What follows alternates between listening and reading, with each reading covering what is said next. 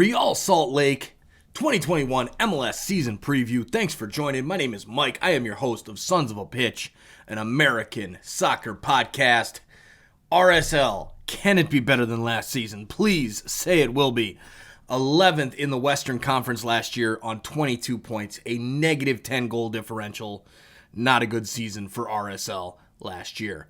The only bright spot was making it to the round of 16 in the MLS's back tournament, just to get blown out by San Jose Earthquakes 5-2 in that game.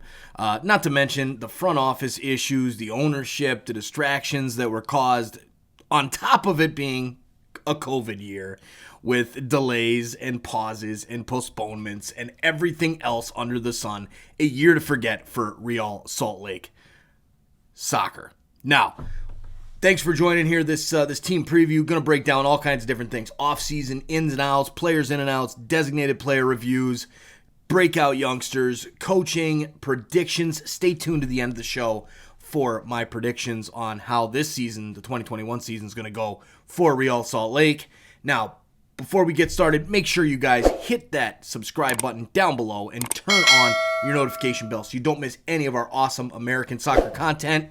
Bringing you all types of things, regular podcast episodes, live stream reaction watch-alongs to games, as well, team previews, picks and predictions, all that good stuff. So you don't want to miss any of our awesome soccer content, and it helps us out immensely when you guys subscribe and smash that like button. So if you haven't done so already, hit that like button as well. Now, let's get into the players in and players out. Players in for the Real Salt Lake team is Bodie Davis, the homegrown player. Noah Powder from the USL side. Midfielder Andrew Brody from USL as well. Rubio Rubin, the forward. Coming up from, was in USL last season. Rubio Rubin has been a sought-after signing in MLS for a long time, and then the interest just completely dropped off when he was with Tijuana and signed with Tijuana. But anyways, now he's in MLS with Real Salt Lake. Also, goalkeeper Jeff Dusnup, a homegrown player, and midfielder Brett Halsey, draft pick generation Adidas player. Now, some of the players out: Corey Baird, traded to LAFC.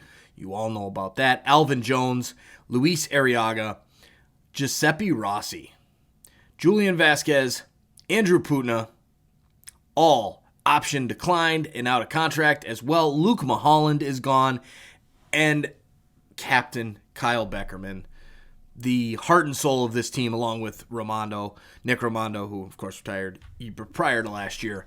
Kyle Beckerman has now retired as well. So a rough bunch of players out, not a ton of players in. When I look at this information, I am not excited from what I'm seeing. Players in, the only thing possibly Rubio Rubin. Maybe he resurrects his career with RSL and can do well. Maybe the draft pick Brett Halsey can come in and do something for the team. Players out, losing Corey Baird, losing Giuseppe Rossi, who really didn't amount to anything when he came over, but we know he has talent. Kyle Beckerman retiring. Luke Mulholland just has been on the team forever. Great player, out of contract and moving on. This is just a frustrating list when you're looking at it, at least from an outsider's perspective. And let me know down in the comments below, RSL fans, what do you think about this? Do you think the front office is not doing enough? Or do you think, are you fine with this? You like the homegrowns that have come in, you like the USL signings and the draft picks, and moving on from some of your bigger name and better players. To me, it scares me. Does not bode well for the rest of the season from what I'm seeing. And again, it's still early. Reminder, just as a disclaimer, it is March 5th and at the time of recording, so there's plenty of time for this to all change, as the season does not get underway until April 17th. So over a month away, but since there's 27 teams and I've got to do 27 videos and I want to release them every single day, I've got to start now in order to do that. So now let's talk a little bit about the designated players. So designated player review, number 1, Albert Rusnak. This guy has been the best player for RSL for the past few seasons. Definitely worthy of that designated player tag. One of the better players in all of MLS. 3 goals and 2 assists last season in 16 appearances. really was a down year for him overall. But again, how can you blame him? Last season was such a train wreck, not only for RSL, but for the entire league. Being that it was such a short season as well, with the different breaks and MLS's back tournament and all that kind of stuff. Too disjointed to really take last year and say, yes, it was a full season, something to look at going forward. So I think Albert Rusnak will bounce back. He has the talent. He's shown it in the past. But maybe he needs a little bit more around him to be successful. That's my only concern. Now, for the second designated player, Jason Ramirez, 19-year-old from Venezuela. Last season, 10 matches, 0 starts. Only 80 minutes played last season. Why is he using up a designated player spot? Shows management is not going all in right now, and that is just a shame. And I get it. Management, we don't know with the ownership and everything like that that's going on. So I guess I'll forgive it from that standpoint, but if this team was really, truly trying to contend, they would not have Jason Ramirez as a designated player.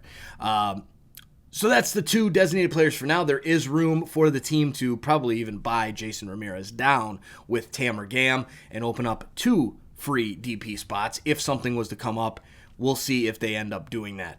MLS Cup odds for this season for Real Salt Lake. MLS Cup odds come in at plus 6,600 for Real Salt Lake to win MLS Cup. The odds makers do not have any faith in Real Salt Lake, and honestly, not many people do. So if you're an RSL fan, what are your thoughts on this season? Is this going to be a good season, a bad season, a horrible season, a middle-of-the-road season? What are you thinking from that standpoint? Let me know down in the comments below. All right, so breakout youngsters. This section here, we talk about some of the players. Now, obviously, being a national podcast and covering the entire league and mostly all of CONCACAF, I'm not going to be super familiar with the young up-and-coming players in the academy of these clubs. Now, RSL has always had a great academy. They've done well with Real Monarchs of the USL. But we reached out to our friends over on Reddit to see kind of who they think would be the breakout youngsters, and they didn't have much feedback either for this team. But going with Jason Ramirez, not often do you put a DP on this list, but only at 19 years old and coming off I would say a bad first season as a designated player. He has to be here, right? I mean, he has to break out this season. Being a DP player, you need to see more than 80 minutes in 10 appearances for Jason Ramirez. He needs to be a starter. He needs to be producing numbers and breaking out. So for me, that's an easy one to get him on the list. The second is Milan Ilowski, a 21-year-old forward. With the lack of the depth up front, he should see some playing time. Whether that's coming in as a super sub, whether that's starting, I expect to see Ilowski getting some starting time for Real Salt Lake. Now, this guy, he ended up leading the Pac-12 in scoring at his time in UCLA with 17 goals in 16 matches. That is a great scoring rate. So you know the guy has the talent to put it in the back of the net. Now, NCAA is a completely different beast than MLS. We all know this. But it shows that he can do it. And I think for him, getting an opportunity with the lack of depth up front as of today, March 5th of recording, I expect Milan Ilowski to break out this season and be one of the breakout youngsters. All right, so moving down to the coach review, Freddie Juarez, still with the interim tag on the website. Has he been given the full tag and I'm just unaware of it, and they haven't updated the website either? This guy should not be the interim anymore. He should be the full head coach. He had a great playing career in the USL. He worked in the academy and produced some good results. I mean, winning a title with the U16 side with Justin Glad, Bofo Saucedo, and others. Again, Bofo Saucedo, God, why they truly messed up with him. Was a star in the making and could have been a huge player for RSL, but they screwed up with that one. But that wasn't Freddie Juarez's fault. He worked well with them, and Justin Glad and others, and ended up winning that U16 USDA Development Academy tournament at that time, a national type tournament. So Freddie Juarez, a good coach. I think he's a good tactical coach. He has that playing experience. He's worked well with the academies. He has the MLS experience, the United States soccer experience to go along with it.